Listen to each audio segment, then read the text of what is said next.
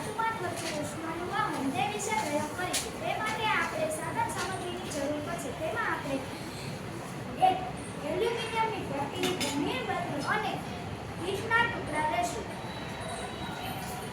એલ્યુમિનિયમની પટ્ટી નીચે આપણે થોડા મીણના ટુકડાઓ લગાવીશું.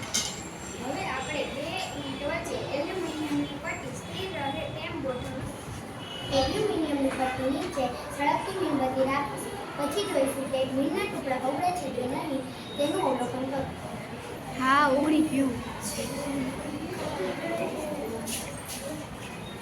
આ પ્રયોગ પરથી એ સમજ મળે છે કે ધાતુમાં થતું ઉષ્માનું વહન સરળતાથી થાય છે.